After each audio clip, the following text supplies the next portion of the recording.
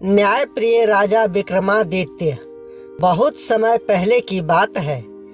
उज्जैन नामक नगर में एक न्यायप्रिय और पराक्रमी राजा राज्य करता था, जिसका नाम था राजा विक्रमादित्य। राजा न केवल अपने साहस के लिए प्रसिद्ध था, बल्कि उसकी बुद्धिमत्ता और न्यायप्रियता के किस्से दूर दूर तक फैले हुए थे। राजा विक्रमादित्य हर रोज दरबार में प्रजा की समस्या सुनता और बिना किसी पक्षपात के न्याय करता। एक दिन दरबार में एक अजीबोगरीब मामला आया।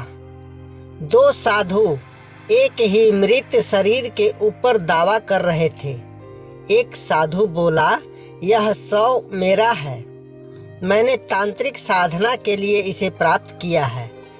दूसरे साधु ने कहा, नहीं महाराज, यह शव मुझे मिला था और मैंने इसे अपनी सिद्धि के लिए तैयार किया था।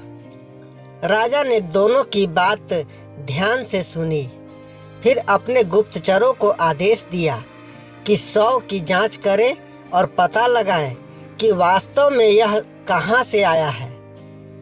जांच से पता चला कि शव एक सामान्य व्यक्ति का है, जो कुछ दिन पहले जंगल में मृत मिला था। राजा ने दोनों साधुओं से सवाल किया, अगर यह शव तुम्हारे लिए इतना महत्वपूर्ण है तो बताओ, इसका क्या उपयोग करने वाले हो।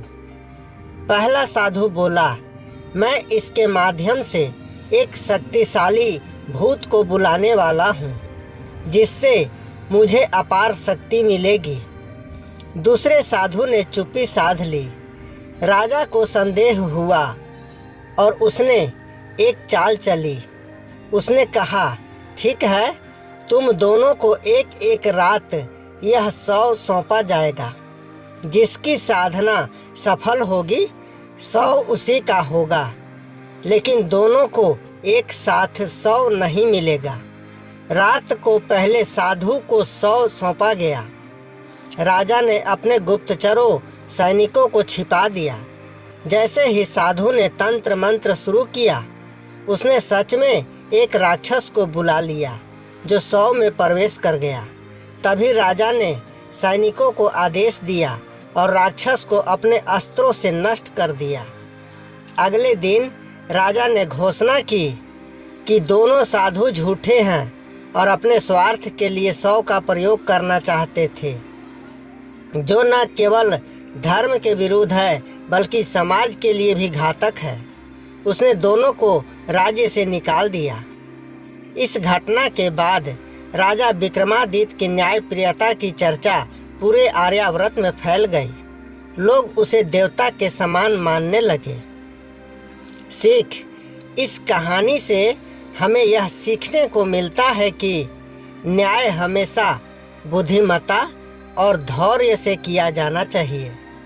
किसी के बाहरी रूप या बातों पर नहीं, बल्कि सच्चाई की खोज करके निर्णय लेना ही सच्चा न्याय है।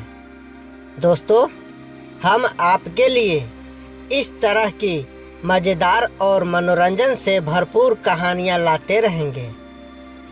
आप इसी तरह से अपना प्यार और सपोर्ट बनाए रखें। धन्यवाद। कहानी अगर पसंद आई हो तो कृपया चैनल को लाइक, सब्सक्राइब अवश्य करें।